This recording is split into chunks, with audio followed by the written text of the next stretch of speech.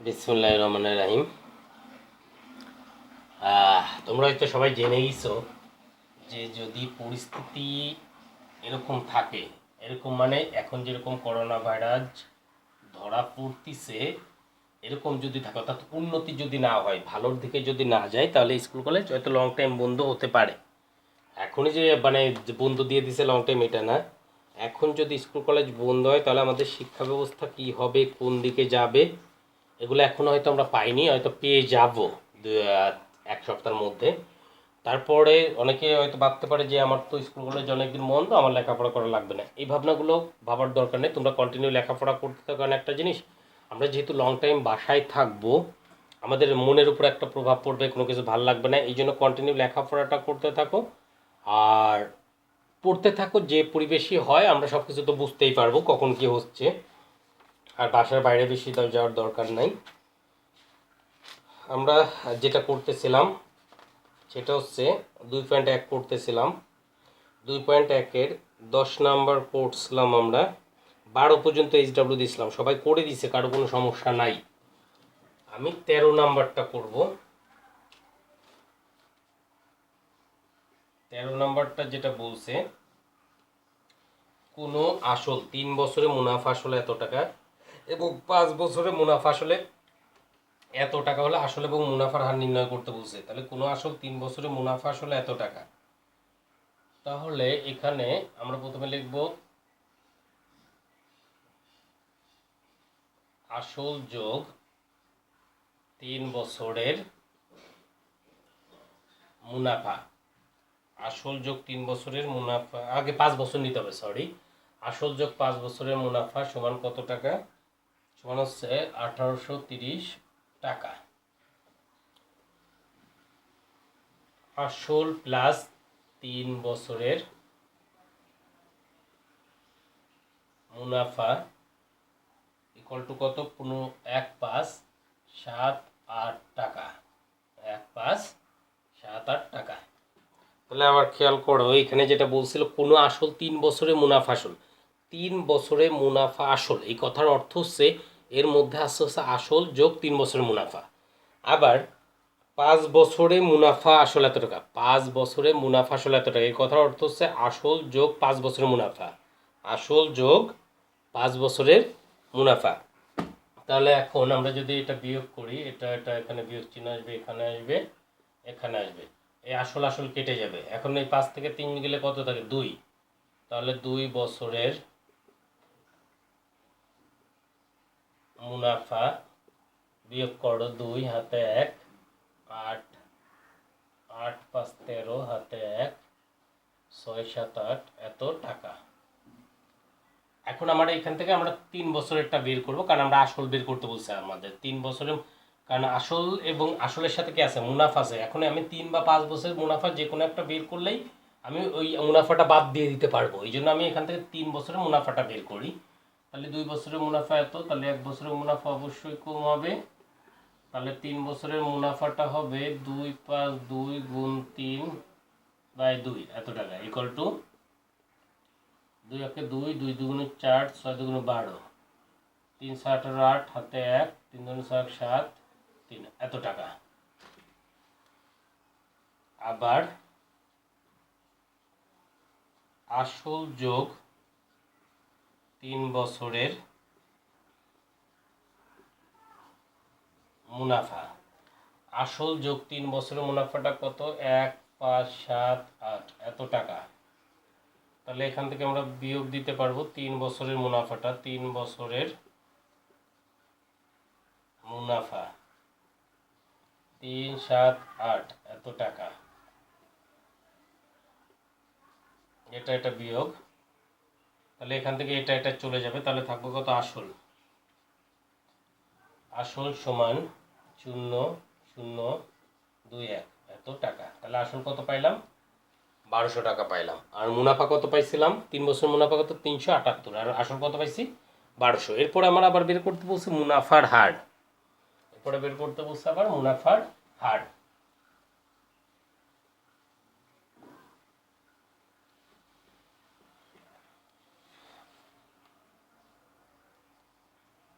এখানে আসল P equal to 1200 টাকা, মুনাফা আই ইকুয়াল টু 378 টাকা, সময়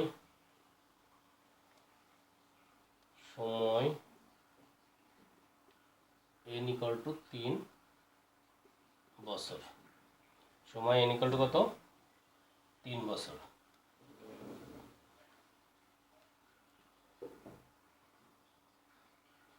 আমরা জানি আর equal to I by PN, 3 7 8। আমরা জানি আর বের করলে 100, এখানে গুণ দিব, এখানে পি আছে 1200, এন আছে এত, সরি এনটা হচ্ছে 3, তাহলে এটার ভিতর 12 বার যাই, 6 2 12, 6 6 36, 3 6 18, 2 1, তাহলে কত? 21/2। এখানে পার্সেন্ট আসবে অবশ্যই, তাহলে এখানে পার্সেন্ট ইকুয়াল টু কত? 10.5%।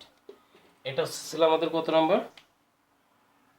এটা আমাদের ছিল হচ্ছে 13 নাম্বার।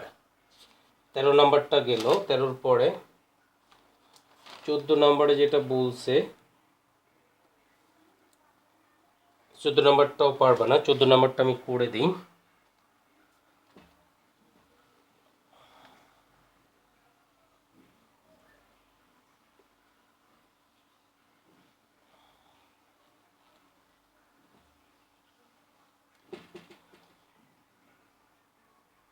চোদ্দো নম্বরে বলছে বার্ষিক 10% মুনাফায় 3000 টাকায় এবং 8% মুনাফায় 2000 টাকা বিনিয়োগ করলে মোট মূলধনের উপর গড়ে শতকরা কত টাকা হারে মুনাফা পাবে? মোট মূলধন বলছে, তার মানে এখানে 3টা ক্ষেত্র হয়েছে। প্রথম হচ্ছে 10%-এর জন্য, 8%-এর জন্য এবং মোটের জন্য, মোট মূলধনের উপর বলছে। তাহলে 14 প্রথম ক্ষেত্রে মুনাফার হার আর ইকুয়াল টু কত? 10%। পার্সেন্টটা উঠায় 100 লিখবো, এটা কাটাকাটি করবো, তাহলে কত হবে? 1/10 হবে। 8% মুনাফায় 2000 টাকা, সরি ওটাতে যাবো না, মুনাফায় 3000 টাকা, তাহলে টাকার বলছে 3000 টাকা, তাহলে এটা হচ্ছে মূলধন। যেহেতু আমার পরে যে প্রশ্নে বলছে মোট মূলধন, প্রশ্ন যদি মোট মূলধন বলে, মূলধন বলা থাকলে আমরা মূলধনে নেব, তাহলে এটা হচ্ছে মূলধন ইকুয়াল টু কত? 3000 টাকা। আর বার্ষিক যেহেতু বলছিল, তাহলে সময় এন ইকুয়াল টু 1 বছর। আমরা জানি আই, এখানে যেহেতু আমরা মোট মূলধনের উপর হিসাব করবো, এখানে I1টা দিবা, I1 equal to P R N, 3000 যোগ 1/10 যোগ 1, এত টাকা, এটা কাটা, তাহলে কত? 300 টাকা। দ্বিতীয় ক্ষেত্রে যেটা দেয়া, 8% মুনাফায় 2000 টাকা, তাহলে 8% মুনাফা, 8% মানে মুনাফার হার আর ইকুয়াল টু 8%। তাহলে মূলধন 2000 টাকা, তাহলে মূলধন পি ইকুয়াল টু 2000 টাকা, সময় এন ইকুয়াল টু 1 বছর। আমরা জানি I2 equal to P R N, পির মান 2000, এটা পার্সেন্টটা উঠাই দিও, 8/100, তাহলে এটা 8/100 গুণ 1, এখানে কাটাকাটিও যায়, 8/100, 4 2 8, 4 25 100, তাহলে 2/25, তাহলে এটা এখানে আর এর মান কত? 2/25, এন কত? 1, এত টাকা, সমান কত? 25-এর ভিতর যায় হচ্ছে 8 25 200, 160 টাকা, 160 টাকা।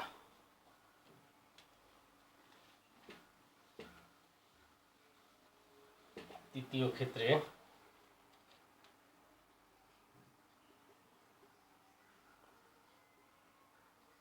ক্ষেত্রে যেটা মোট মুনাফা I = I1 + I2। I1টা কত 300, I2টা কত 160, এত টাকা,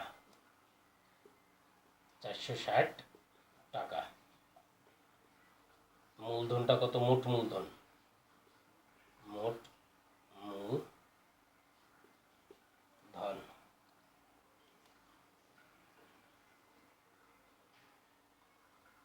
আচ্ছা দ্বিতীয় ক্ষেত্রে যে এখানে তোমরা সব জায়গায় 2 দাও, আর প্রথম ক্ষেত্রে সব জায়গায় 1 দিও, আমি মুছে দিচ্ছি ওটা, সব জায়গায় 2 দাও, তাহলে তোমাদের জন্য বেটার হবে। আর তৃতীয় মোট মূলধন P = তাহলে হবে P1 + P2। P1টা ছিল হচ্ছে 3000, P2টা হচ্ছে 2000, এত টাকা, 5000 টাকা। সময়টা কত থাকবে, সময়টা একই থাকবে, সময় n = 1 বছরই থাকবে। আমাদের বের করতে বলছে মুনাফার হার। আমরা জানি মুনাফার হার R = I/PN।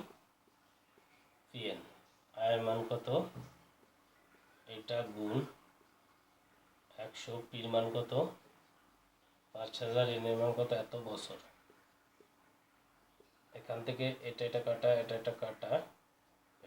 কাটা, তাহলে 46/5 থাকে, 46 কত 5, 9.2%, কারণ এটার মানে হচ্ছে পার্সেন্ট।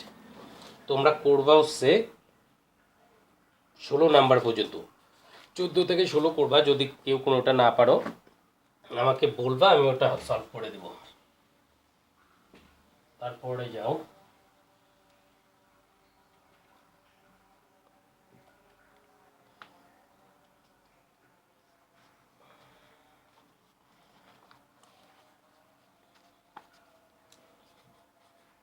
তারপর আমরা ইংলিশে যাই, ইংলিশটা করে আসি। ইংলিশটা আমরা একটা প্যাসেজ দিছিলাম, প্যাসেজটা হচ্ছে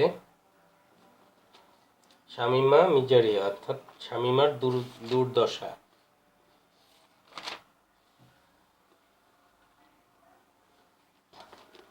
আমি এখানে প্রশ্নগুলা সলভ করব। 1 নাম্বার যে প্রশ্নটা আছে, 1 নাম্বার প্রশ্নটা আছে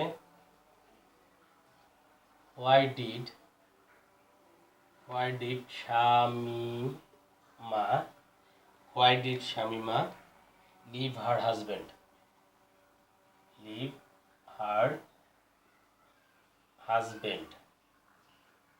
কেন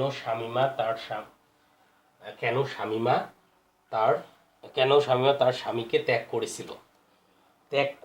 যেহেতু এখানে বলছে, কারণ হচ্ছে ওর হাজবেন্ড লোভী ছিল, তাহলে এখানে ডিড আছে আর এখানে লিভ আছে। এই ডিড যখনই থাকবে তখনই মূল ভার্বের ফার্স্ট ফর্মটা হবে, এটা আমার মনে রাখতে হবে। লিভের ফার্স্ট ফর্মটা কি, এটা তোমার মনে রাখতে হবে। লিভের ফার্স্ট ফর্ম হচ্ছে লিভড, লিভড। তাহলে শামিমা লিভড, লিভড হার হাজবেন্ড, শামিমা তার হাজবেন্ডকে ত্যাগ করেছিল। হোয়াই থাকলে বিকজ দিয়ে উত্তর করব, বিকজ প্যাসেজে চলে যাবা, বিকজ কারণ এই যে হার husband was a greedy person এই পর্যন্ত আসবে, পুরো লাইনটাকে আসবে। বিকজ আমি এটা লিখে দেবো না, তোমরা পারবা। দ্বিতীয় লাইনে আছে her husband was a greedy person and he used to abuse her visual and verbally and physically, অর্থাৎ মানসিক এবং শারীরিকভাবে নির্যাতন করছিল। তাই শামিমা কী করছিল, ত্যাগ করে চলে আসছিল। এরপরটুকু লিখে নেবা তোমরা। 2 নাম্বার,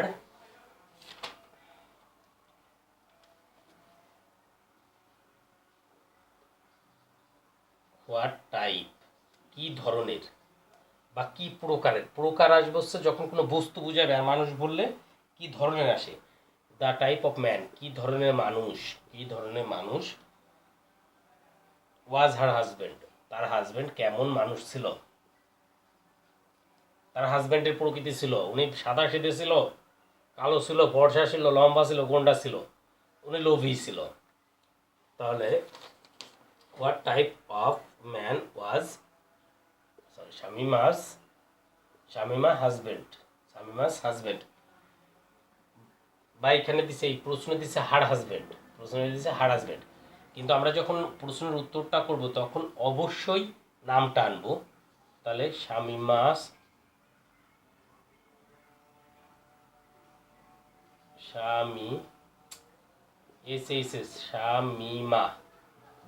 শামিমাস হাজব্যান্ড, শামিমার স্বামী ওয়াজ এ গ্রেডি, গ্রেডি মানে কি লোভী, was a greedy, GREEDY, greedy person, PRSON person.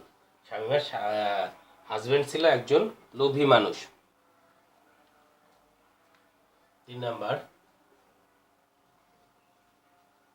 What does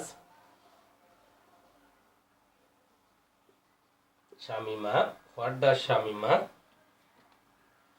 dream now, শামিমার স্বপ্ন কি এখন। What does Shamima dream now, যেহেতু এখানে ডাজ আছে, তাহলে ভার্বের সাথে অবশ্যই এস হবে, এটা আমাদের মনে রাখতে হবে। আমরা প্যাসেজে লাইনটা দেয়া ছিল, শামিমার স্বপ্ন কি এখন।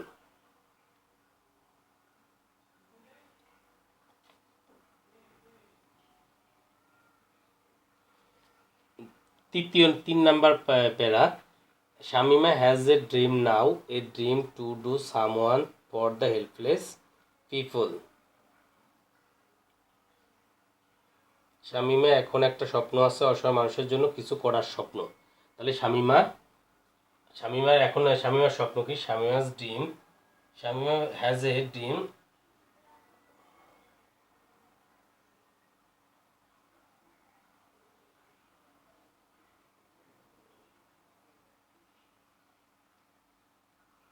এই লাইনটা পুরো উঠাই দিলে হবে, আমি লিখে দিব না। 3 number para, Shamima has a dream now, a dream to do something for her helpless people, অসহায়দের সাহায্য করা, এটা পারবা। 3 নাম্বার প্যারাতে আছে। আবার দেখো, Shamima has a dream now, a dream to do something for the helpless people.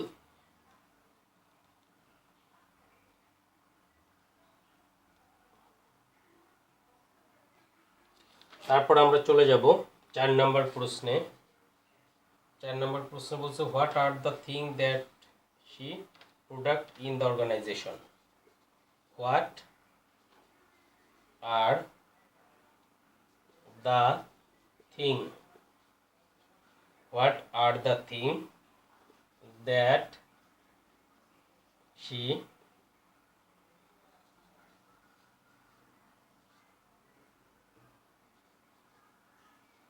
produced in her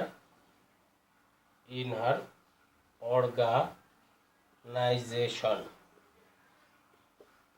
What are the things that she product in her organization? তার organisation থেকে সে কি কি ধরনের প্রোডাক্ট উৎপাদন করে, এটাও আছে এখানে।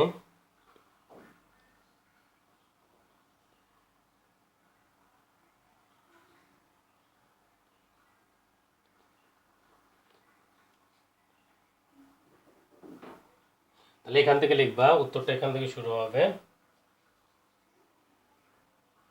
দ্য থিং দ্যাট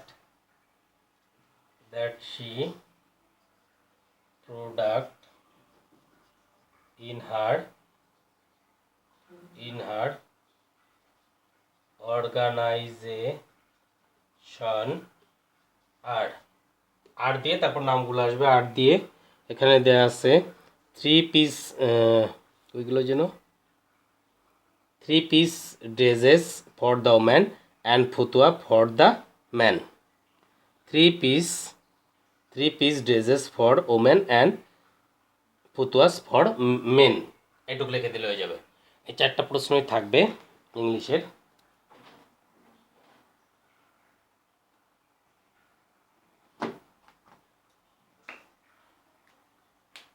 তারপর আমরা যাব বিজ্ঞানে।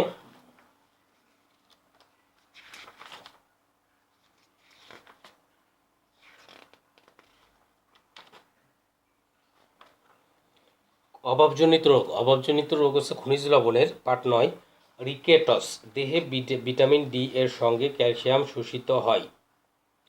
এই ভিটামিনের অভাবে রিকেটস রোগ হয়। ভিটামিন অংশে এর বর্ণনা তোমরা পড়েছো। রিকেটস রোগের লক্ষণ এবং কারণটা আমরা পড়েছি। গলগণ্ড রোগ।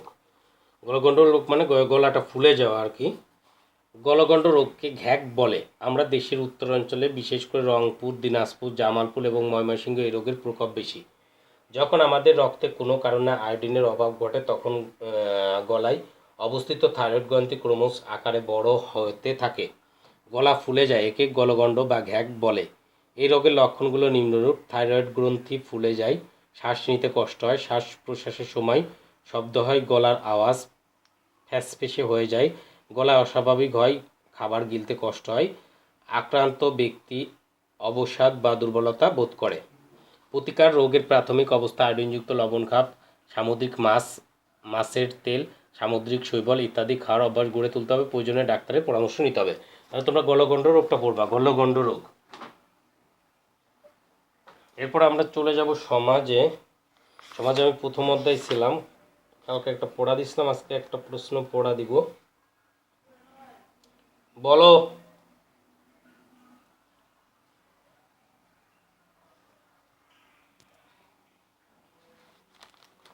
আমরা সমাজে যেটা পড়তেছিলাম প্রথম অধ্যায়ে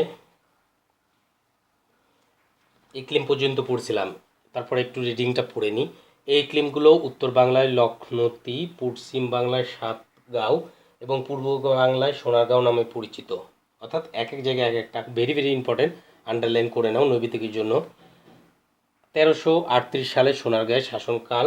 ফখরুদ্দিন মুবারক শাহ দিল্লির মুসলমানদের সুলতানদের বিরুদ্ধে বিদ্রোহ করে বাংলার স্বাধীনতা ঘোষণা দেন। এভাবে প্রতিষ্ঠিত হয় বাংলা 200 বছরের স্বাধীন সুলতান যুগ পর্ব। 1538 সালে অবসাদ ঘটে বাংলার স্বাধীন সুলতান শাসনের। সুলতানগণ বহিরাগত অবাঙালি শাসক হলেও এদের সুশাসন প্রতিষ্ঠা করেছিল এবং কেউ নিজ দেশে ফিরে যাননি। অবশ্য এর আগেই বিদেশি মোগলরা দিল্লি দখল করে। মুঘল সম্রাট হুমায়ুন অর্থাৎ সুলতান আমল, এটা শেষ হচ্ছে 200 বছরের শাসনকাল। সুলতান আমল শেষ হওয়ার পরে চলে আসা হচ্ছে মুঘল সম্রাট হুমায়ুন 538 সালে উত্তর বাংলা গোয়াড় অর্থাৎ ইকলিম লক্ষণৌতি দখল করলেও বাংলা তখন মুঘল শাসন প্রতিষ্ঠিত করতে পারেনি। এর কারণ বিহারের আফগান শাসক শের খান হুমায়ুনকে প্রথমে বাংলা এবং পরে ভারত থেকে বিতাড়িত করে। এই পর্বে অবাঙালি আফগানদের হাতে চলে যায় বাংলার সিংহাসন। ভারতের মুঘলরা আবার সংগঠিত হয় এবং দিল্লি সিংহাসন পুনরুদ্ধার করেন। এরপর সম্রাট আকবরের সময় 1576 সালে পশ্চিম বাংলা এবং উত্তর বাংলার অনেকটা অংশ মুঘলদের অধিকারে আসে। পূর্ব বাংলা অর্থাৎ আজকের বাংলাদেশ অংশ সহজে মুঘলরা দখল করতে পারেনি। বারোভূঁইয়া নামে পরিচিত পূর্ব বাংলার জমিদার একযোগে মুঘল আক্রমণ প্রতিহত করেন। আকবরের সেনাপতি মানসিংহ কয়েকবার চেষ্টা করেও বারোভূঁইয়াদের নেতা ঈশা খাঁকে পরাজিত করতে পারেনি। আবার বারোভূঁইয়ারা চলে আসছিল। এই ইতিহাসগুলো অনেক মজা লাগে যে একজনের পর একজন আসতেছে, একজন শাসন করতেছে। সম্রাট জাহাঙ্গীরের আমলে 1610 সালে মুঘল সুবাদার ইসলাম খান চিশতি চূড়ান্তভাবে বারোভূঁইয়া পরাজিত করে বাংলার অধিকার করে এবং তৎকালীন দিল্লির সম্রাট জাহাঙ্গীরের নাম অনুসারে জাহাঙ্গীরনগর নামকরণ করেন। এভাবে বাংলার মুঘল আধিপত্য সম্পন্ন হয়। এই বিদেশ মুঘল শাসন চলে 18 শতকের মাঝামাঝি পর্যন্ত। 1757 সালে পলাশী যুদ্ধে নবাব সিরাজউদ্দৌলার পতনের মধ্য দিয়ে মুঘল শাসনের চূড়ান্ত অবসান ঘটে। সেই সাথে বাংলার ক্ষমতা দখল করা আর এক বিদেশি শক্তি। এভাবেই শুরু হয় ইউরোপীয় শক্তির প্রভাব। পার্ট 1 থেকে তোমরা যেটা করবা, পার্ট 1 থেকে 20টা সংক্ষিপ্ত প্রশ্ন করবা। পার্ট 1 থেকে 20টা সংক্ষিপ্ত প্রশ্ন তৈরি করবা।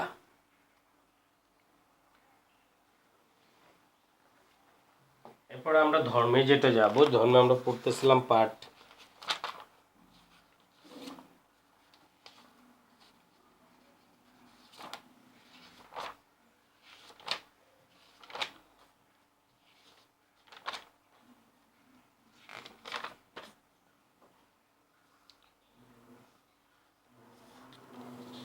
পুনরায় দুনিয়ায় গমনটা কালকে দিয়েছিলাম। এরপরে ভ্রান্তি বিশ্বাস, খ্রিস্টানরা নিজেদেরকে হজরত, তোমরা এই ভ্রান্তি বিশ্বাসটা রিডিং পড়বা।